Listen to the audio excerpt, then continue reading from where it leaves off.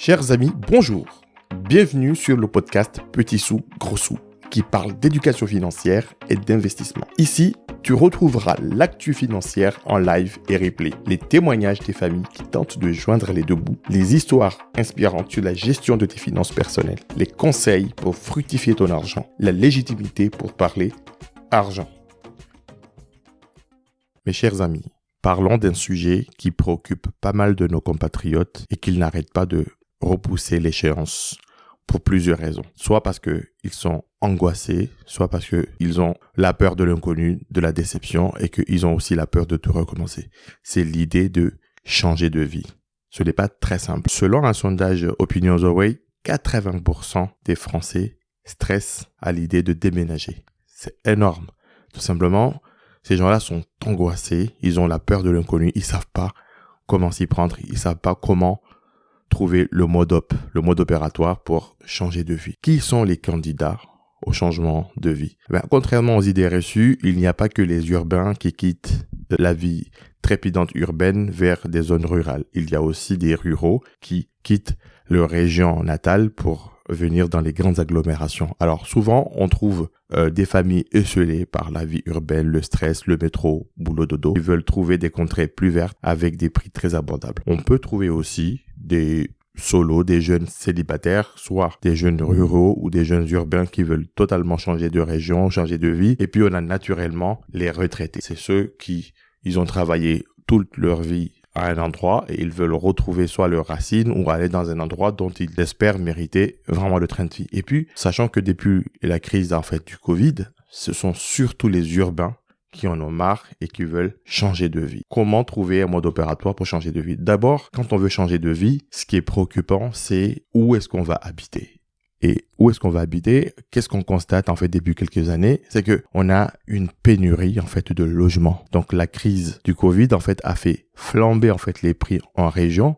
Il y a des régions qui ont pris plus de 20%. Alors, il y a une vraie pénurie pour trouver un pied-à-terre quelque part parce que les prix se sont beaucoup élevés. C'est très important aujourd'hui de prendre en compte le coût du nouveau logement. Et qu'est-ce qui se passe? On a constaté que les Parisiens ou les grandes agglomérations se vident pour peupler ou plutôt repeupler les régions un petit peu rurales ou semi-urbaines ou quasiment éloignées des grands ensembles. Donc tous les biens situés à ces endroits-là, ils ont vu leur prix flamber. Par exemple, on peut trouver un exemple tout bête aujourd'hui, pour trouver un logement, que ça soit en Île-de-France et qu'on s'éloigne un peu plus de la petite couronne et de la grande couronne, il faut compter dans les 350 000 euros. Il y a des endroits où c'est un peu plus, mais ça c'est juste pour vous donner un exemple. Donc des prix du bien dans ces endroits-là. Par exemple, pour ceux qui veulent aller au sud-ouest, sachez qu'avec le TGV qui met à Bordeaux à 2 heures de Paris, là-bas aussi, ils ont vu des endroits où les prix du bien ont augmenté jusqu'à 17%.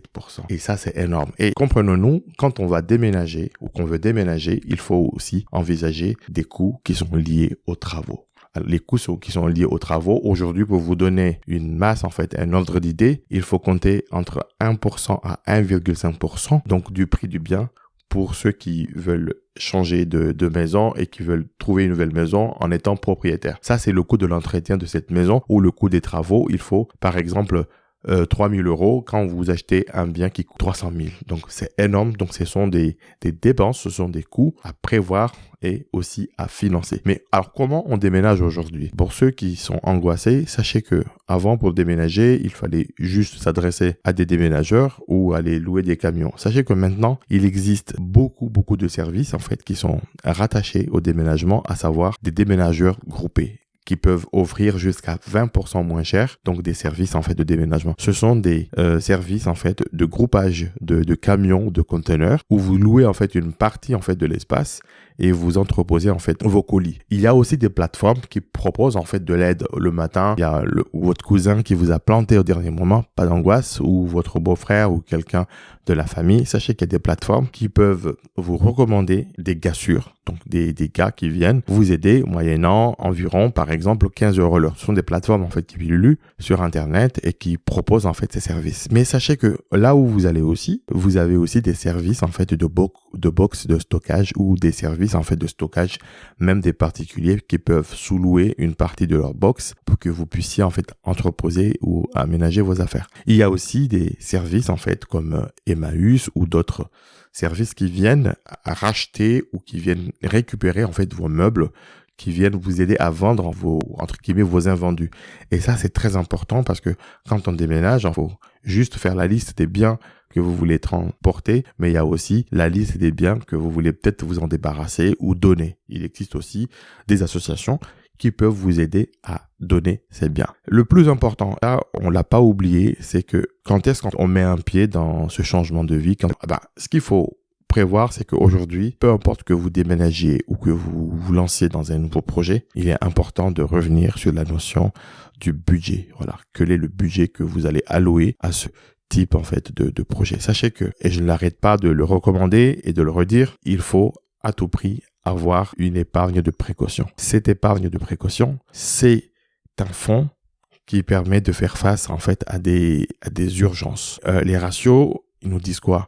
Il faut au minimum 6 mois de charges ou 6 mois de revenus de côté. Eh bien, sachez que si vous comptez déménager, il faut prévoir plus, voire 1 an, parce que vous avez à la fois le coût qui est lié au déménagement, mais vous avez aussi le coût qui est lié sans doute à une transition professionnelle, que ça soit passer d'un chômage à un emploi ou passer d'un emploi à une période, on va dire, transitoire de chômage. Donc, on fait tout ça. Il faut aujourd'hui se dire, si vous avez besoin de 1 000 € pour payer vos charges mensuelles, il faut prévoir 1 000 fois 12, environ 12 000 € de côté pour préparer et anticiper ces déménagements. Sachez que pour déménager, pour des raisons professionnelles, si vous devez aller dans une région à plus de 70 km de chez vous, de votre ancien domicile, il y a le Mobilipass. En fait, c'est un coup de pouce d'Action Logement, donc qui vous donne 2 000 € réservé en fait aux travailleurs salariés. Attention, ce n'est pas réservé en fait aux indépendants, mais ce sont les travailleurs salariés. Il faut savoir aussi que quand vous allez partir en région, sachez qu'il y a des collectivités qui déroulent des tapis rouges à ceux qui déménagent, à ceux qui changent de région. Il y a des régions rurales qui ont besoin de repeupler du monde et ces régions ont besoin franchement de capter cet exode urbain qui est déjà bien enclenché et de attirer du monde en fait. Pour vous donner un exemple, ils peuvent vous proposer des places en crèche en fait. Donc c'est très important quand vous déménagez et que vous avez l'angoisse de ne pas retrouver en fait une nounou. Sachez que dans ces régions, vous avez des régions qui font de la publicité, même dans les métros, qui disent bon voilà, si vous venez chez nous, on va vous trouver en fait un logement, on va par exemple en fait subventionner en fait votre arrivée en crèche. On va par exemple en fait vous subventionner en fait ou vous offrir un commerce pendant 6 mois. On va par exemple, si vous êtes médecin dans la santé ou dans les professions médicales, on va vous rénover en fait ou vous mettre à neuf en fait un cabinet. Vous avez aussi des aides en fait d'installation pour les entreprises, des aides pour investir dans des équipements, que ça soit des serveurs, que ça soit du matériel. Vous avez aussi par exemple en fait des loyers qui sont très modérés dans des centres-villes. Vous avez également des espaces de coworking ou des espaces en fait pour télétravailleurs, pour indépendants. Vous avez même des pépinières qui sont prêtes en fait à vous accueillir.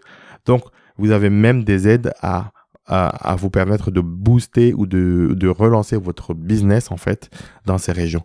Tous ces dispositifs en fait, selon la région que vous ciblez, sachez les retrouver. Ça va vous permettre en fait d'avoir un vrai coup de pouce et de passer en fait un moment agréable et de ne pas fortement angoisser. Alors, l'élément le plus important aujourd'hui en fait, c'est que pour changer de vie, vous pouvez sans doute moins le faire avec un coup de tête parce que avant de vous y prendre au dernier moment, il faut avoir eu une certaine préparation, une certaine anticipation.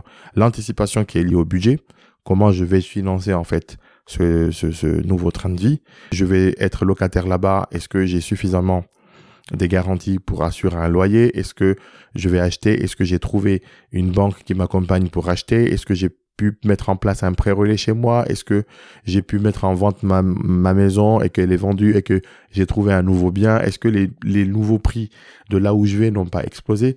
Ça, ce sont des points très importants. Au niveau professionnel, est-ce que j'ai une mutation en bonne et due forme? Et dans ce cas-là, il n'y a pas de souci. Est-ce que j'ai une période d'essai envisagée? Est-ce que je vais lancer mon propre business? Est-ce que dans la région où je vais, mon business est en adéquation avec les besoins locaux?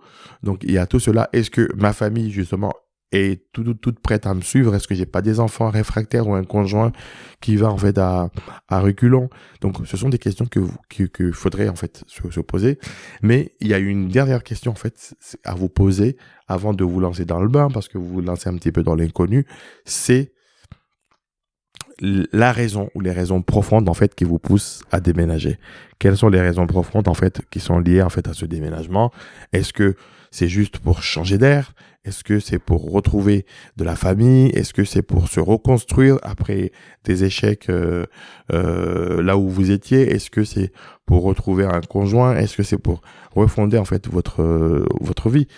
Tout ça, ce sont des raisons à examiner, mais sachez que peu importe la solution aujourd'hui, il existe en fait soit des prestataires privés ou des organismes publics en fait qui sont capables de vous accompagner donc dans votre nouveau projet de vie, et ils sont là justement pour vous aiguiller, pour vous conseiller, et que le plus important pour vous est de se dire voilà, j'ai un beau projet, j'ai des raisons certes d'angoisser, mais sachez que il y a des réponses immédiates, des besoins immédiats en fait qui sont déjà assouvis, où il y a déjà des réponses, mais il faut de l'organisation, il faut avoir prévu en fait un budget pour préparer en fait les choses et pour préparer et réussir votre point de chute.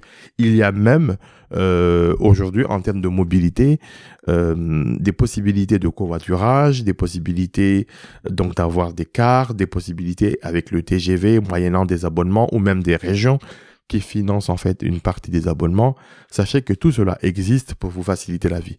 Maintenant, il faut que vous vous posiez en fait les bonnes questions. Il faut que, peu importe Covid ou pas Covid, inflation ou pas inflation, avoir les fondamentaux. Les fondamentaux, c'est un budget prévu pour, des moyens pour faire entrer de l'argent et faire face en fait à vos dépenses là-bas, et avoir pris le maximum d'informations sur le coût de la vie localement. Sache que ça, c'est très, très, très important.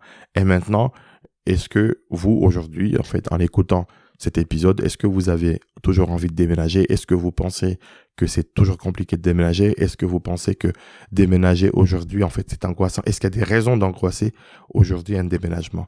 Si vous avez écouté attentivement cet épisode, je vous en remercie, et n'hésitez pas à me laisser en commentaire, et je vous invite aussi à retrouver d'autres épisodes pour vous permettre de bien préparer en fait votre départ et votre arrivée, en s'assurant que vous avez aussi une meilleure couverture de santé, une meilleure couverture assurantielle pour votre maison, pour votre auto.